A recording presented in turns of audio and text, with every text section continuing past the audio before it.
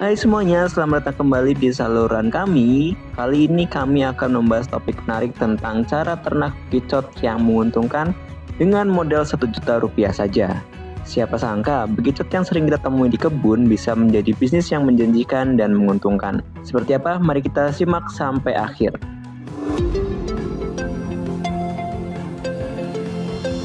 Bekicot adalah hewan yang sering dianggap sebagai hama, namun siapa sangka bekicot memiliki potensi besar sebagai pakan ternak yang berkualitas dan berbagai macam keuntungan lainnya. Bekicot memiliki cangkang spiral yang melindungi tubuhnya dan kaki serta kepala yang memiliki tekstur licin. Mereka juga memiliki sepasang tentakel yang digunakan untuk mencari makan dan merasakan lingkungan di sekitarnya. Bekicot hidup di berbagai habitat, baik darat, air, maupun semi air. Mereka adalah hewan herbivora yang memakan berbagai jenis tanaman seperti rumput, daun, buah-buahan, dan sebagainya. Pernahkah terpikirkan untuk memulai usaha ternak bekicot dengan modal yang terjangkau? Nah, ternyata bisnis ini memiliki prospek yang bagus dan permintaan yang terus meningkat. Permintaan akan bekicot terus meningkat baik untuk bahan baku obat-obatan, kosmetik, maupun makanan. Dan yang terbaik, kita bisa memulai bisnis ini dengan modal 1 juta rupiah saja. Yap, Anda tidak salah dengar, dengan modal 1 juta rupiah, kita bisa memulai budidaya ternak bekicot dengan menggunakan media ember, bak plastik, drum, ataupun peralatan lainnya yang memungkinkan kita mengeluarkan modal sangat sedikit. Ini adalah salah satu cara praktis dan terjangkau untuk memulai bisnis ternak bekicot. Mari kita mulai langkah pertama dalam menyiapkan berbagai hal untuk ternak bekicot. Di langkah yang pertama ini, kita perlu menyiapkan kandang yang sesuai dengan kebutuhan bekicot. Bekicot menyukai lingkungan yang lembab dan teduh, jadi pastikan tempat yang kita pilih memiliki sirkulasi udara yang baik. Jangan lupa untuk menutup kandang dengan rapat agar bekicot tidak mudah kabur. Peralatan yang dibutuhkan untuk ternak bekicot diantaranya adalah ember, media tanam, pakan, wadah air, dan sprayer. Nah, di sini kita akan menggunakan ember sebagai tempat kandang ataupun media ternak bekicot. Nah, di sini kita menggunakan ember karena harganya yang cukup terjangkau dan mudah ditemui.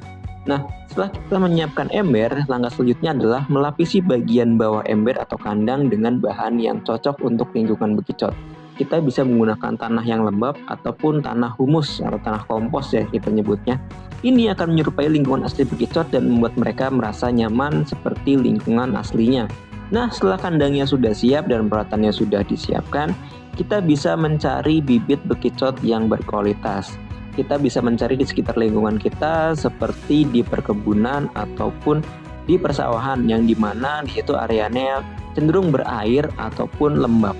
Jika teman-teman tidak bisa menemukan di sekitar lingkungan, teman-teman juga bisa beli mungkin di peternak lain. Nah, jika teman-teman membeli bibit dari peternak lain, pastikan teman-teman membeli bibit yang berkualitas. Ciri-cirinya adalah biasanya panjang cangkang minimal 6-7 cm dan beratnya adalah 70 gram sampai 100 gram. Setelah kandang dan bibitnya siap, sekarang tinggal memberikan perawatan yang baik untuk bibit bekicot yang kita miliki. Pastikan bibit yang kita miliki mendapatkan makanan yang cukup dan air bersih setiap hari. Jangan lupa untuk membersihkan kandang agar bekicot lebih sehat dan produktif. Pemeliharaan kandang merupakan hal yang sangat krusial untuk menjaga kesehatan dan produktivitas ternak. Nah, kebersihan kandang adalah faktor utama dalam menjaga kesehatan bekicot. Pastikan kandang rutin dibersihkan dari kotoran dan sisa-sisa makanan yang menumpuk. Kotoran dan sisa makanan yang dibiarkan terlalu lama menyebabkan lingkungan kandang menjadi tidak sehat dan berpotensi menyebabkan penyakit. Bersihkan kandang secara teratur, idealnya setiap 1 hingga 2 minggu sekali, tergantung pada kepadatan populasi bekicot dalam kandang. Bekicot menyukai lingkungan yang lembab, teduh, dan suhu udara yang berkisar antara 20 hingga 30 derajat Celcius. Pastikan kandang tetap lembab dengan menyediakan ember berisi air atau menaburkan beberapa cacing tanah untuk menjaga kelembapan tanah. Tambahkan juga tanaman di sekitar memberikan naungan yang membantu mengurangi suhu udara agar tidak terlalu panas. Selain itu, pastikan kandang bekicot juga ditutup dengan rapat untuk mencegah bekicot kabur atau dimangsa oleh hewan lain.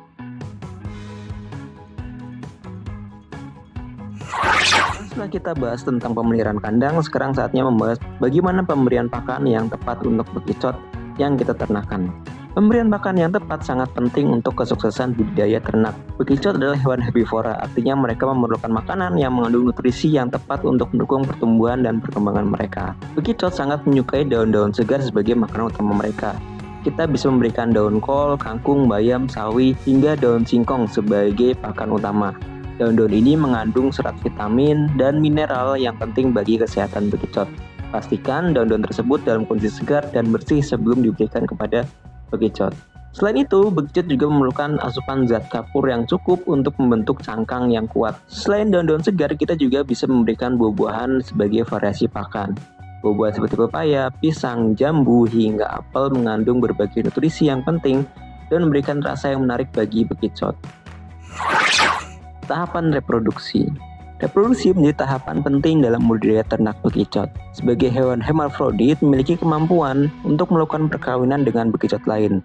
Proses reproduksi menjadi kunci dalam mendapatkan keturunan baru yang akan menjadi generasi berikutnya dalam budidaya kita. Masa reproduksi bekicot biasanya dimulai pada usia 6-7 bulan. Ini bergantung pada kondisi lingkungan dan perawatan yang kita berikan. Proses bertelur bekicot dilakukan secara mandiri. Bekicot akan bertelur di sembarang tempat dalam kandang, menghasilkan sejumlah telur yang dikenal sebagai sarang telur.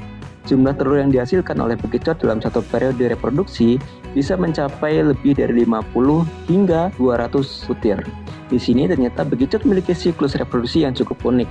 Selama hidupnya, bekicot mampu melakukan proses reproduksi sebanyak 3 periode bertelur dengan selang waktu sekitar 6 bulan. Nah, setelah bertelur, indukan bekicot sebaiknya dipindahkan ke kandang yang berbeda. Telur bekicot akan menetas setelah beberapa waktu tertentu, yaitu sekitar 5 hingga 15 hari. Anak bekicot yang baru menetas akan tinggal dalam tanah untuk beberapa hari sebelum diberi makan, seperti buah-buahan ataupun sayuran yang telah diharuskan. Proses panen. Bekicot dapat dipanen setelah umur 6-7 bulan. Bekicot yang siap panen memiliki berat hingga lebih dari 100 gram. Untuk memanen bekicot, kita perlu menyiapkan beberapa hal, yaitu ember atau bak plastik, air bersih, gunting atau pisau, dan wadah untuk menyimpan bekicot. Cara memanen bekicot cukup mudah, kita tinggal pindahkan saja secara langsung dan menjualnya dengan cangkangnya. Atau kita bisa pisahkan cangkangnya dan lalu kita jual hanya dagingnya saja. Jadi kita perlu mengeluarkan daging bekicot dari cangkangnya menggunakan pisau ataupun gunting. Bekicot yang telah dipanen dapat langsung dijual atau diolah menjadi berbagai produk seperti keripik, abon, hingga tepung. Ataupun kita jual ke pabrik sebagai bahan kosmetik ataupun bahan industri lainnya. Perhitungan modal.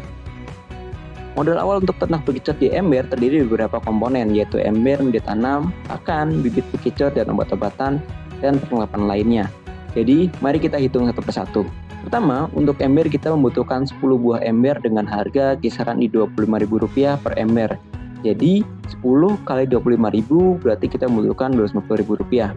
Kemudian untuk media tanam kita sebenarnya bisa mencari di sekitar lingkungan kita. Kita membutuhkan kurang lebih sekitar 100 kg media tanam.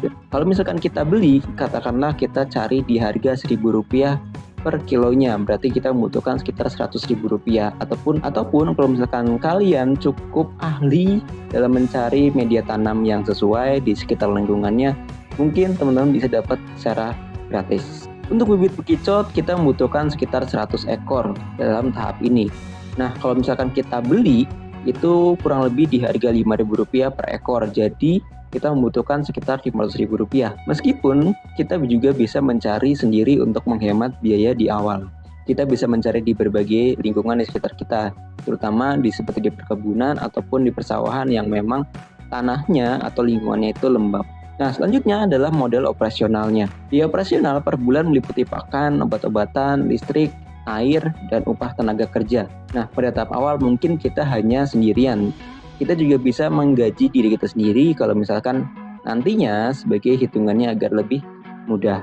Mari kita coba hitung bagaimana modal bulanannya atau model operasionalnya. Pertama untuk pakan, biaya per bulan kurang lebih kita bisa alokasikan sekitar Rp50.000.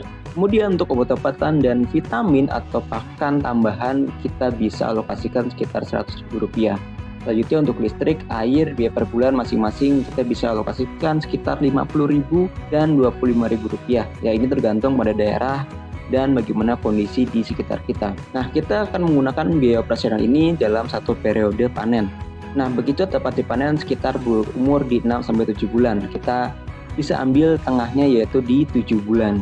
Kita asumsikan bahwa setiap bulan kita memperoleh 100 kg bekicot siap panen dengan harga jual bekicot per kilogramnya sebesar Rp20.000.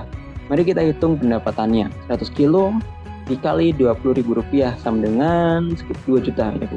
Jadi kita bisa mendapatkan pendapatan sekitar 2 juta rupiah per bulannya dari penjualan bekicot. Setelah mengetahui berapa pendapatan per bulannya, mari kita hitung laba bersih yang mungkin kita peroleh. Caranya sangat sederhana, kita tinggal mengurangkan total biaya operasional dengan pendapatan. Berarti 2 juta rupiah kurangi Rp500.000 sama dengan 1,5 juta rupiah. Jadi berdasarkan analisa, perhitungan kita adalah ternak bekicot di ember dengan modal 1 juta rupiah dapat menghasilkan laba bersih sekitar 1,5 juta rupiah per bulan. Berarti dalam satu periode ternak kita sudah balik modal, bahkan di sini sudah untung 500.000 ya kalau kita modalnya hanya di 1 juta aja. Namun perlu diingat, hasil ini adalah hasil ideal. Meskipun kita tahu bersama bahwa hasil di lapangan belum tentu ideal dan sangat jarang sekali ideal, bisa kurang dan juga bisa lebih. Jadi memang kita harus terus belajar dan melakukan uji coba agar hasilnya mendekati ideal ataupun lebih dari ideal. Jadi kesimpulannya, ternak bekicot di ember adalah bisnis yang mudah dan menguntungkan. Modal awal yang dibutuhkan tidak terlalu besar, biaya operasional juga relatif rendah. Bekicot dapat dipanen di saat berumur 6-8 bulan dan hasilnya juga cukup tinggi. Dan dengan modal Rp1 kita sudah bisa mulai usaha budidaya ternak bekicot ini. Ya, kita bisa menggunakan media seperti ember, drum, ataupun ada yang menggunakan ban bekas sebagai kandang atau media ternaknya. Ya, jadi teman-teman tidak harus mengikuti cara ini, jadi bisa diterapkan hal yang paling mudah ditemui di sekitar kita. Begitu juga dengan cara mendapatkan bibit, cara mendapatkan pakan, ini hanya hitungan kasarnya. Ya, di lapangan teman-teman bisa atur sendiri.